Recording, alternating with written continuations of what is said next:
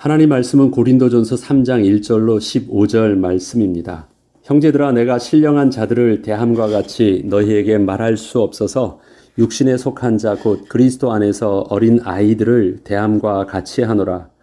내가 너희를 젖으로 먹이고 밥으로 아니하였노니 이는 너희가 감당하지 못하였음이거니와 지금도 못하리라. 너희는 아직도 육신에 속한 자로다. 너희 가운데 시기와 분쟁이 있으니 어찌 육신에 속하여 사람을 따라 행함이 아니리요. 어떤 이는 말하되 나는 바울에게라 하고 다른 이는 나는 아볼로에게라 하니 너희가 육의 사람이 아니리요.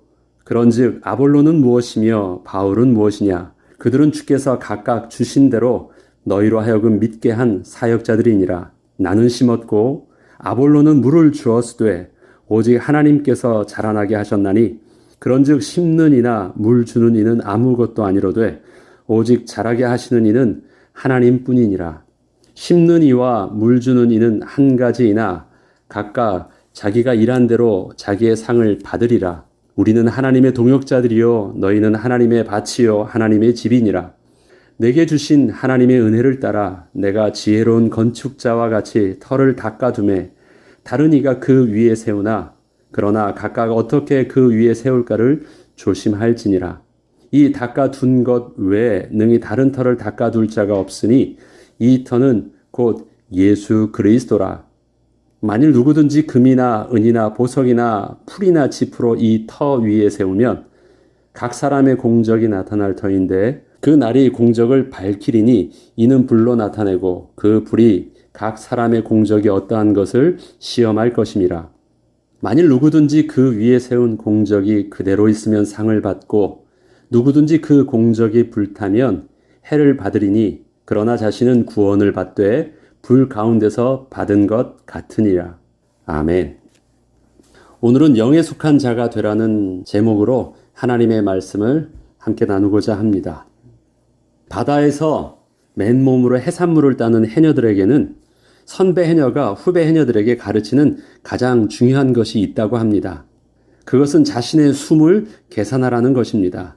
만약에 자신의 숨이 열이라면 반드시 물속에 들어갈 때에는 나오는 숨을 계산하고 물속에 들어가라는 것으로, 만약에 나오는 숨이 3이 필요하면 아직 물속에서 더 버틸 힘이 있어도 3이 남았을 때 당장 나오지 않으면 눈앞에 보이는 해산물을 하나 더 따고 가지고 나오려다가 결국 나오지 못하고 물속에서 질식하게 되기 때문입니다. 해녀는 바닷물 속에 있는 해산물을 하나라도 더 많이 따는 것이 중요하겠지만 그 중요성이 자신의 숨을 계산하는 것보다 중요하지 않습니다. 목숨을 잃으면 아무런 소용이 없기 때문입니다. 이것은 우선순위의 문제입니다. 어느 것 하나만 중요하다는 것과는 다른 의미입니다.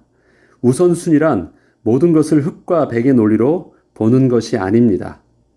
아무리 급하고 지금 상황에서는 꼭 필요하다고 해서 이것보다 앞선 순위의 것에 제한을 받지 않으면 결국 모든 것을 잃게 되기 때문에 반드시 지켜야 하는 규칙이 바로 우선순위입니다. 우선순위를 정할 수 있다는 것은 그 일이나 또 그러한 물건이 나에게 있어서 어떤 의미가 있는지를 알 때만이 가능합니다. 또한 나에게 왜 그것이 중요한지를 안다는 것은 내가 어떤 사람인지 알 때 가능합니다. 이처럼 그리스도의 삶에도 반드시 놓쳐서는 안 될 신앙의 우선순위가 분명히 있습니다. 그리고 그 가치 있는 것을 정확하게 알아야지 우리는 우리의 신앙 속에서 또 우리의 삶 속에서 실패하지 않는 삶을 분명히 살 수 있는 것입니다.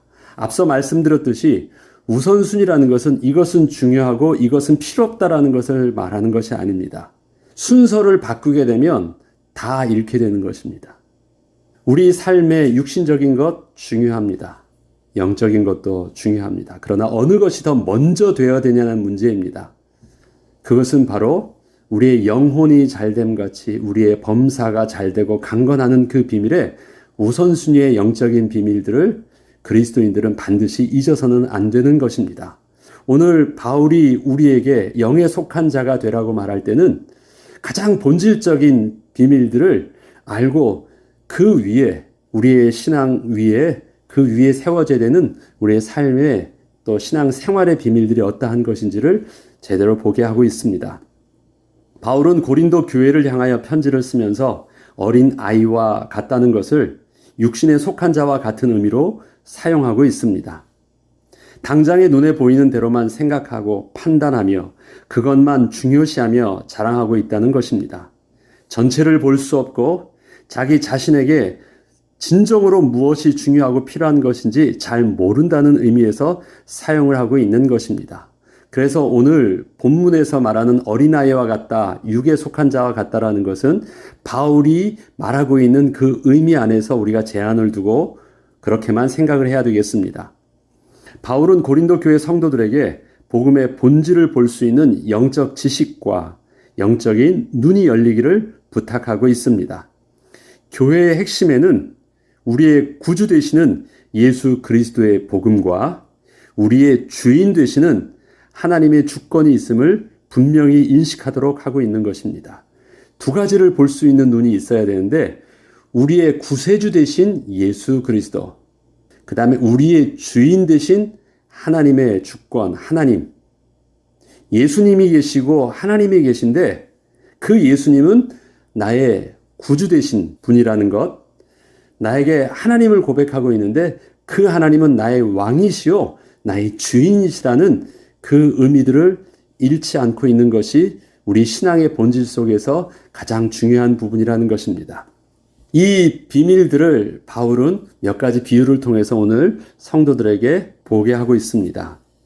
3장 1절로 2절을 보면 형제들아 내가 신령한 자들을 대함과 같이 너희에게 말할 수 없어서 육신에 속한 자 곧 그리스도 안에서 어린 아이들을 대함과 같이 하노라.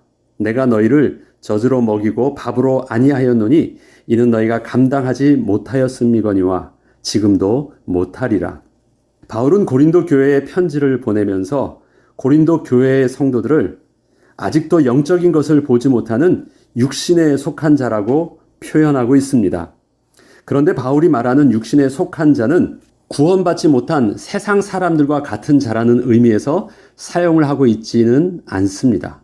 구원을 받았습니다. 그러나 하나님의 생명을 얻은 자는 맞으나 신령하고 깊은 하나님의 영적인 비밀을 아직은 잘 모르는 자라는 의미에서 육신에 속한 자, 즉 어린 아이와 같은 자로 말하고 있는 것입니다. 어린 아이들에게는 가르칠 때에는 처음에는 아이들에게 그저 그대로 외우기만 하도록 단순하게 가르칩니다. 심지어 무조건 그렇게 하도록 합니다. 어린 아이는 그것이 왜 옳은지, 왜 중요한지 아직 이해할 수 없기 때문입니다. 그런데도 중요하기 때문에 무조건 그렇게 하도록 하는 것입니다. 그러다가 어느 정도 성장하게 되면 그것이 왜 중요한 것인지 가르치게 됩니다. 또 스스로 그것을 이해하게 됩니다. 이렇듯 어린 아이가 왜라는 그 본질을 깨닫게 될 때 비로소 자기 스스로 자발적으로 행동할 수 있는 성인이 되는 것입니다. 본문에 바울은 내가 너희를 젖으로 먹이고 밥으로 아니하였다라고 지난날 성도들을 가르칠 때 이러한 태도를 가지고 이러한 언어를 사용했던 부분들을 말하고 있습니다. 바울이 지난날 복음을 전할 때 성도들의 수준을 고려해서 마치 어린 아이에게 젖을 먹이듯이 그렇게 복음을 전하였고 그렇게 성도들을 대하였다는 것을 말합니다. 젖은 어린 아이에게 소화를 요구하지 않습니다. 모든 양분은 다 담겨 있어도 아이가 노력할 것이 없습니다. 그저 먹기만 하면 됩니다. 아이 입장에서는 어떠한 부담도 없습니다. 그저 입을 벌려 먹기만 하면 되는 것입니다. 그러나 밥은 다릅니다. 아무리 밥을 맛있게 만들어 주어도 그 밥은 개개인의 소화시킬 능력에 따라서 각각 다르게 나타날 수 있기에 바울은 감당치 못할 성도들에게 그동안 젖을 먹이듯 복음을 그렇게 전하고 가르쳤다고 합니다. 그런데 문제는 아직도 밥을 줄 수 없는 상태라는 것이 바울을 안타깝게 하고 있는 것입니다. 그런데 지금 고린도 교회의 성도들은 이러한 바울의 입장을 잘 모르고 있었고 스스로도 자신들의 수준이 복음의 영적 깊은 부분을 보지 못하는 어린 아이와 같은 자임을 아직도 모르고 있다는 것을 바울은 저들에게 말하고 있는 것입니다. 저들은 잘 몰라요. 자기는 이제 어느 정도 다 큰 것 같고 자기는 지난날에 기초 수준을 넘은 것 같아서 나는 성도들을 가르치는 자고 내가 더 많이 배웠다고 다른 사람들하고 논쟁도 하고 있지만 바울이 볼 때는 저들의 수준들이 똑같이 아직도 어린아이 같은 그 수준을 벗어나지 못하고 있다는 것입니다. 이것이 지금 바울이 고린도 교회의 장로들과 집사들과 성도들의 그 분쟁의 모습 속에서 바울이 보고 있는 저들의 영적인 모습입니다. 저들은 자신들의 그 본질적인 모습을 보지 못하고 이제 내가 신앙 안에서 다 큰 장성한 자라고 착각하고 있는 것입니다. 너희는 아직도 육신에 속한 자로다. 다시 말해서 너희는 아직도 어린아이와 같은 자로다 라는 말을 합니다. 너희는 아직도 육신에 속한 자로다. 너희 가운데 시기와 분쟁이 있으니 어찌 육신에 속하여 사람을 따라 행함이 아니리요. 어떤 이는 말하되 나는 바울에게라 하고 다른 이는 나는 아볼로에게라 하니 너희가 육의 사람이 아니리요. 그런즉 아볼로는 무엇이며 바울은 무엇이냐. 그들은 주께서 각각 주신 대로 너희로 하여금 믿게 한 사역자들이니라. 저들은 지금 자신들의 분쟁하는 것이 자신들이 훨씬 더 옳기 때문에 많은 것을 깨달았기 때문에 그렇게 자기의 깨달음을 더 가르쳐 주려고 어른된 입장에서 말하는 것처럼 착각을 하고 있지만 그렇게 분쟁하고 있다는 자체가 아직도 어린 아이라는 것입니다. 그리고 그들의 표현 속에 그들의 신앙의 색깔이 바울의 신앙과 아볼로의 신앙의 색깔이 있다라는 것입니다. 그것이 무엇인지 좀 더 읽어보겠습니다. 어린아이가 처음에 젖을 먹지만 어느 정도 자라게 되면 젖을 먹지 않고 밥을 먹게 되는 것이 정상적인 것입니다. 그런데 계속해서 밥을 주지 못하고 젖만을 먹여야 한다면 그것은 분명 성장에 문제가 있는 것입니다. 현재 고린도 교회의 문제가 아직도 영적으로 어린 아이와 같아서 바로 복음을 밥처럼 먹이지 못하고 있다는 것을 바울은 안타까워하고 있는 것입니다. 신앙이 장성했다는 것은 육신에 속한 생각과 관심이 점점 바뀌어지면서 점차 영적인 비밀을 볼 수 있게 되는 것을 말합니다. 바울은 고린도 교회 성도들이 아직도 계속해서 자신들의 복음과 믿음을 자랑함에 있어서 복음의 본질을 보지 못하고 눈에 보이는 사역자들을 자신들의 신앙의 근거로 두고 있는 모습을 보면서 아직도 육에 속한 자임을 책망하고 있는 것입니다. 이 일에 대해서 저들이 그토록 중요하다고 생각하는 바울이나 아볼로에 대한 입장을 바울은 이렇게 말을 합니다. 그런즉 아볼로는 무엇이며 바울은 무엇이냐? 그들은 주께서 각각 주신 대로 너희로 하여금 믿게 한 사역자들이니라. 나는 심었고 아볼로는 물을 주었으되 오직 하나님께서 자라나게 하셨나니 그런즉 심는 이나 물 주는 이는 아무것도 아니로되 오직 자라게 하시는 이는 하나님뿐이니라. 심는 이와 물 주는 이는 한 가지이나 각각 자기가 일한 대로 자기의 상을 받으리라. 아볼로나 바울은 각각의 사역자로서의 특징들이 있습니다. 가르치는 방식과 사용하는 언어와 개인의 성격 등 이러한 다름은 배우는 사람들에게 모두 똑같지 않은 반응을 하게 됩니다. 받는 사람의 체질에 따라서도 다른데 또 가르치는 사람들의 또 체질에 따라서도 다릅니다. 그렇기 때문에 반응의 어떤 열매들은 굉장히 다양하게 나타날 수 있습니다. 바울은 학적으로 깊었으나 좀 딱딱했다면 아볼로는 사람들을 좀 더 배려하면서 온화하게 복음을 가르칠 수 있는 성품을 가지고 있었습니다.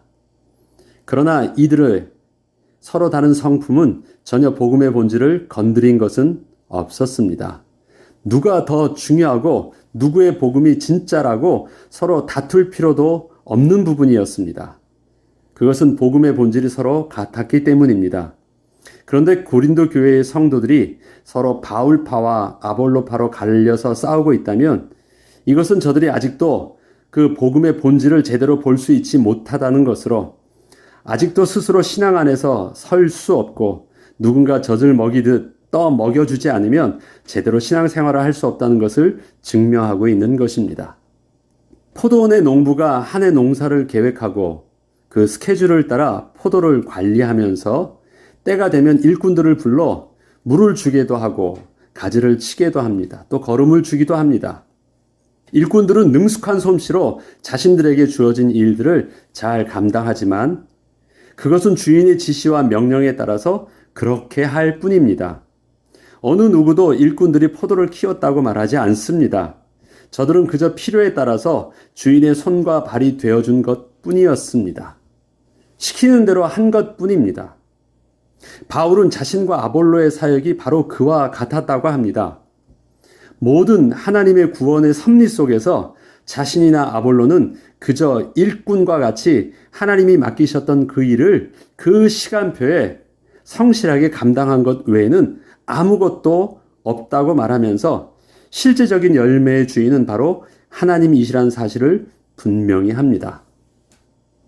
이러한 일꾼들을 실제 주인과 혼동하면 안 되는 것입니다. 포도든 매일 자기 눈앞에 누구만 보입니까? 일꾼만 보여요. 물 주던 사람만 보이고 가지치기 한 사람만 보이고 거름 준 사람만 보여요. 그렇게 시킨 주인은 보이지 않아. 그러니까 그들이 착각하는 것, 자기에게 물을 준 이가 자기의 주인인 줄 알아요. 그 자기가 맺은 그 열매가 그 물을 준 그 사람 때문에 생겼는 줄 알아요. 그러나 정확한 시기에 정확한 곳에 물을 주라고 시킨 자가 주인입니다. 이것을 착각하지 말라는 것입니다. 이것에 대해서 또 다른 비유를 바울은 이렇게 말합니다. 나는 터를 잘 닦아두는 지혜로운 건축자일 뿐입니다. 라는 고백입니다. 내게 주신 하나님의 은혜를 따라 내가 지혜로운 건축자와 같이 터를 닦아둠에 다른 이가 그 위에 세우나 그러나 각각 어떻게 그 위에 세울까를 조심할지니라. 이 닦아둔 것 외에 능히 다른 터를 닦아둘 자가 없으니 이 터는 곧 예수 그리스도라. 지혜로운 건축자는 집을 지을 때 눈에 보이지 않는 부분을 눈에 보이는 부분보다 훨씬 더 중요하게 생각해서 건물을 든든히 지탱해 줄 수 있는 터를 아주 단단하게 잘 닦아 놓을 줄 안다고 설명을 합니다. 지금 지혜로운 건축자의 지혜는 무엇이냐면 눈에 보이지 않는 그 기초를 중요시하게 볼 수 있는 눈이 있는 자를 지혜로운 건축자로 지금 바울이 설명하고 있습니다.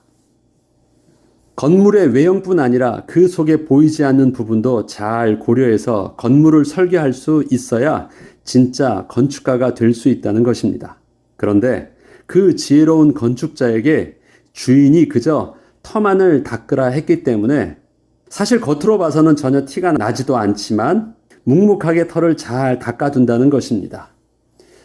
바울이나 아볼로는 자신들의 그 사역을 무엇으로 표현하냐면 지혜로운 건축자와 같이 터만 든든히 닦아놓은 자라는 것입니다. 그런데 그 위에 멋진 건물을 세우는 사람들은 또 지금 그 교회에 또 다른 교사들이요 사역자들이 있어요. 그들이 그 닦아둔 터 위에 세우는 것입니다. 바울은 그 어떤 것을 하지 않고 무너지지 않게 하는 터는 잘 해두었는데 이 터가 의미하는 바는 나중에 더 한 번 더 설명을 하겠습니다.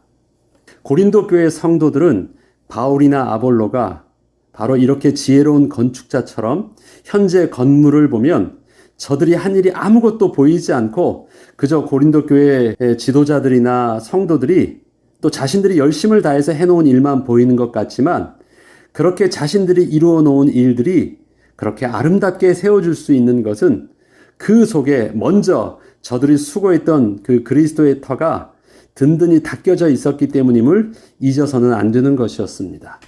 지금 어느 터 위에 세워 있는 것입니까? 내가 이렇게 열심히 해서 우리 교회가 이렇게 멋지게 세 있어. 내가 이렇게 잘 가르쳐서 우리 교회가 이렇게 하고 있는 거야. 그래서 서로가 옳다고 서로가 더 중요하다고 싸우고 있는데 사실 그렇게 건물이 그렇게 든든히 서 있을 수 있는 것은 바로 밑에 든든한 터가 먼저 잘 다져져 있기 때문이라는 것을 잊지 않고 있으라고 말하는 것입니다. 바울은 교회의 터를 오직 예수 그리스도의 복음으로만 닦아두었다고 고백하고 있습니다. 그 복음의 터가 아니면 절대 하나님의 성전은 든든히 설 수 없음을 분명히 하는 것입니다. 그렇다면 지금 서 있다라는 것의 중요성은 복음의 터가 있었기 때문이라는 것인데 너희들은 그럼 누구느냐? 나는 지혜로운 건축자와 같이 복음의 터를 세운 것이고 지금 너희들이 싸우고 있는 서로의 바울파다 아볼로파다라고 싸우고 있는 너희들은 과연 그럼 누구냐? 그들은 이렇게 말합니다. 만일 누구든지 금이나 은이나 보석이나 나무나 풀이나 짚으로 이 터 위에 세우면 각 사람의 공적이 나타날 터인데 그 날이 공적을 밝히리니 이는 불로 나타내고 그 불이 각 사람의 공적이 어떠한 것을 시험할 것임이라. 만일 누구든지 그 위에 세운 공적이 그대로 있으면 상을 받고 누구든지 그 공적에 불타면 해를 받으리니 그러나 자신은 구원을 받되 불 가운데서 받은 것 같으리라. 무엇 때문에 건축을 만드느냐는 것은 참으로 중요한 문제입니다. 그 건축물의 목적에 따라 재료와 건축 공법이 달라지기 때문입니다. 본문은 건물의 시험을 불로 한다고 합니다. 불에 타지 않고 그대로 견뎌내야 한다는 것입니다. 외형적인 디자인도 아니고 물에 잘 견디는 것도 아니고 추위에 잘 견디는 것도 아니며 불이 났을 때 하나도 타지 않고 그대로 남아 있어야 한다는 것입니다. 불에 견딜 수 있으려면 우선 재료의 선정이 중요합니다. 풀이나 나무, 금, 은, 보석, 돌 등 어떤 재료를 가지고 짓든 상관이 없으나 불에 시험이 올 때 견디게 되면 구원을 받을 것이고 불에 타버리면 그 모든 수고는 물거품이 되고 말 것입니다. 결국 짚이나 나무는 쉽게 구할 수 있고 다루기 쉽지만 불에 아주 약하고 바로 타버릴 것입니다. 금, 은 등은 건물을 번쩍번쩍 빛나게 만들 수 있어도 불에 닿으면 불에 뒤틀리거나 녹게 될 것입니다. 그것이 아무리 비싼 것이라도 불에는 제대로 맞지 않습니다.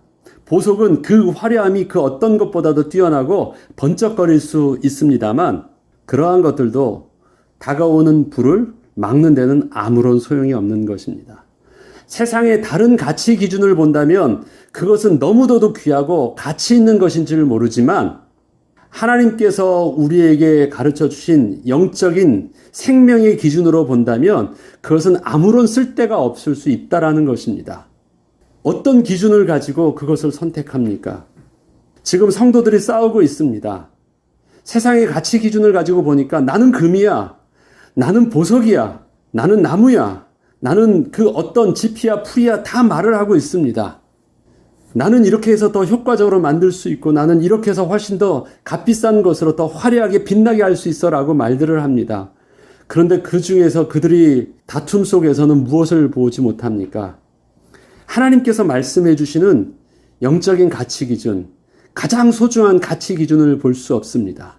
가장 소중한 가치 기준은 사단이 불로서 시험할 때, 불화살을 쏠 때 그 불화살의 시험을 능히 견딜 수 있고 지킬 수 있는 영적인 비밀이 내게 있느냐라는 것이 훨씬 더 중요한 것입니다. 우리의 몸을 하나님이 거룩한 성전 삼아 주실 때 이 거룩한 성전이 세상의 불화살에 능히 견딜 수 있게 하려면 무엇으로 나의 성전을 만들어야 됩니까? 우리가 교회를 짓는다라고 할 때 우리가 교회를 세울 때는 어떻게 세워야지 그 교회가 세상의 모든 불화살과 같은 그 공격으로부터 맡겨지고 능히 설 수 있습니까? 우리가 공격이 어떠한 것인 것을 안다면 우리는 지금 능히 그것에 견딜 수 있는 재료를 가지고 또 힘들더라도 그렇게 세워져야 됩니다. 불에 견딜 수 있으려면 결국 남는 것은 돌인데 돌의 특성을 한번 보죠. 이 무거운 돌을 가지고 건물을 세운다는 것은 참으로 힘든 일이 될 것입니다. 돌이기 때문에 양보해야 할 일도 많이 생길 것입니다. 쉽게 돌을 깎기도 힘들고 다루기도 힘들고 또 구하기도 힘듭니다. 그렇기 때문에 내가 생각했던 화려함, 번쩍번쩍 빛나는 것도 돌은 빛나지 않습니다. 아름답게 깎거나 아름다운 모양을 조각상을 하기도 너무 힘든 것입니다. 그리고 급하게 빨리 만들 수 있지도 못합니다. 너무 무겁습니다. 그리고 내 마음대로 혼자 할 수 있지도 않습니다. 함께 해야 됩니다. 돌이라는 재료를 선정하고 나니까 양보할 것이 너무 많이 생깁니다. 그리고 그것 때문에 감당해야 될 또 인내와 시련들도 시간들도 많이 있습니다. 그런데 그것을 결코 포기할 수 없고 그렇지만 그러함에도 불구하고 도리라는 것을 스스로 감당해야만 하는 이유가 있습니다. 무엇 때문입니까? 불 때문에 그렇습니다. 힘드니까 안 한다고 할 수 없는 것입니다. 그것이 우선순위입니다. 놓칠 수 없는 것입니다. 그렇다면 그리스도의 터 위에 세워진 교회로서 세상의 어떤 사단의 불화살과 같은 공격에도 능히 버틸 수 있는 교회가 되기 위해서 우리는 무엇으로 교회를 세워야 할까요?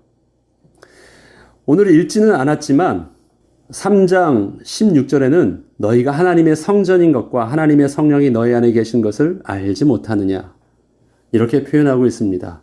우리 개개인을 하나님의 성전으로 말하고 있습니다. 하나님의 성전. 그러면 하나님의 성전을 짓는다. 내가 하나님 앞에서 신앙인의 모습으로 그리스도의 장성한 분량에 이르기까지 영적인 훈련을 하고 영적인 교육을 받고 또 영적인 비밀을 가르친다고 할 때 그 기준은 무엇입니까? 하나님의 성전을 세워가는 것과 같은 개념을 가지고 우리는 우리의 자신의 신앙의 훈련을 하는 것이고 신앙의 훈련을 그렇게 시키는 것입니다. 또 이렇게 해야 되는 이유가 사단이 우리를 불화살로 공격하기 때문에 그렇지 않으면 능히 막을 수 없기 때문입니다. 이 일에 대해서 바울은 분명히 그 숨겨진 영적인 비밀들을 앞서 말한 것이 있습니다. 자기는 그리스도의 터 위에 세웠고 포도원 주인이 바로 실질적인 주인이다 라는 개념입니다. 앞서 서론에 말씀드렸던 것처럼 복음의 본질을 놓치지 않는 것입니다. 우리의 열심도 우리의 어떠한 훌륭한 지식들도 예수 그리스도의 복음과 교회의 주인 되신 하나님의 주권 앞에서 우리가 설 수 있다면 그것은 반드시 무너지지 않는 공적이 될 것입니다.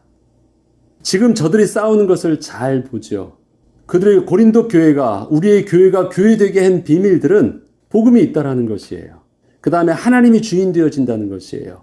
그런데 저들은 그 핵심된 복음의 비밀들은 뒤로 하고 나서 무엇만 말하고 있어요? 나의 열심과 나의 의와 나의 가르침과 육신적인 어떤 그것에 갈등하고 있습니다. 그런데 진짜 교회가 무너지게 되는 것은 무엇을 잃으면 무너지는데 예수 그리스도의 구주되심이 비밀들이 없다면 아무 소용이 없는 것인데 하나님의 주권 앞에서 스스로 종될 수 없으면 아무런 소용이 없는 것인데 내가 주인이라는 것이에요. 나의 뜻이 옳다라고 하는 것이에요. 나의 가르침이 교회를 이렇게 부하게 만들고 성도들을 이렇게 능히 세웠다라는 착각 속에서 갈등하고 있는 것입니다. 세상의 가치 기준을 통해서는 숨겨진 영적 비밀을 볼 수가 없습니다. 우리에게는 하나님의 함께 하시는 은혜가 반드시 필요합니다. 주인 되시는 하나님의 인도하심이 반드시 필요합니다. 오늘도 우리는 그 하나님의 은혜를 우리의 구주 되시는 예수님 안에서 누립니다. 주인 되신 하나님의 인도하심을 우리는 어떻게 누릴 수 있을까요? 하나님이 보호하여 주셔야 되고 하나님이 인도하여 주셔야 되고 하나님이 우리에게 공급해 주셔야 되는데 어떻게 누릴 수 있습니까? 우리는 예수 그리스도를 통해서 예수께서 내 안에 계시고 내가 주님 안에 거할 때 하나님의 은혜 아래 거할 수 있는 비밀 안에서 누리는 것입니다. 그렇기 때문에 우리는 우리의 삶의 우선순위는 우리의 영혼이 잘 될 때 범사가 강건해지는 것임을 오늘도 잊지 않고 우리의 말씀에 집중해야 되는 것입니다. 먼저 하나님의 은혜를 받아야 됩니다. 하나님의 은혜를 받는다는 것은 내가 오늘도 어떤 신앙의 지적인 감동을 받는다는 것이 아닙니다. 내가 오늘도 하나님 앞에 나아가 하나님의 나의 왕됨을 고백하고 나의 주인됨을 고백하고 내가 하나님 앞에 나의 종됨을 가지고 하나님 앞에 나아가 무릎 꿇고 하나님의 말씀에 겸손히 서는 것입니다. 그것이 우리의 영혼이 하나님 앞에서 온전히 건강하게 서 있는 모습입니다. 그 은혜를 구하는 비밀. 그렇게 나의 나된 모습을 나의 죄성을 가리워지는 비밀이 바로 예수 그리스도의 은혜의 옷을 입고 은혜의 보좌 앞에 담대히 나아가는 것입니다. 우리의 삶 속에 하나님께 나아가는 그 비밀들을 우리는 예배를 통해서 누립니다. 우리는 주의 말씀을 통해서 우리 하루를 시작합니다. 우리는 먼저 하나님께 기도함으로 그 은혜를 구합니다. 그것이 우리의 삶의 우선순위라는 것입니다. 그것만 중요하다는 말을 하는 것이 아닙니다. 그것이 지혜로운 건축자와 같이 눈에 보이는 것보다 보이지 않는 부분들을 든든하게 하게 되면 그 위에 든든하게 세워지는 어떤 것들을 통해서 우리는 실패하지 않습니다. 기도하겠습니다. 거룩하신 하나님 아버지, 하나님께서 우리에게 주신 구원의 축복은 단순히 우리가 생명만 얻은 것이 아니라 이 땅에서 하나님의 복으로 누릴 수 있도록 신령한 풍성한 은혜로 채워주신 것입니다. 하나님, 온전한 이 복음을 아직도 어린아이와 같아서 아직도 육에 속한 자와 같이 하나님의 가장 소중한 영적인 비밀을 알지 못해서 교회 안에서 스스로 그리스도의 장성한 분량에 이르기까지 성장한 자로 자라지 못하고 스스로 무의미한 인생을 사는 일이 없도록 하나님, 우리를 주 안에서 온전히 우리 눈을 열어주시고 지혜와 계시의 영을 주셔서 온전히 깨닫게 하시고 잘 인도하여 주시옵소서. 그래서 우리의 모든 수고가 우리의 삶을 복되게 하시고 우리의 후대의 삶을 복되게 하시며 하나님 나라를 더욱더 온전케 하며 확장되어지는 그 일에 온전히 귀하게 쓰임받게 하여 주시옵소서. 감사드리며 우리 주 예수 그리스도의 이름으로 기도합니다. 아멘.